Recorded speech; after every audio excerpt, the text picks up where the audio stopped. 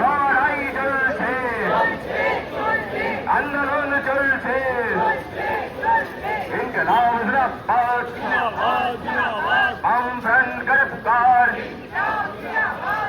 কাশ্মীর সন্ত্রাসবাদী জঙ্গিদের প্রাণঘাতী হামলার বিরুদ্ধে বামফ্রন্ট লড়ছে, ইনকলাব জিন্দাবাদ।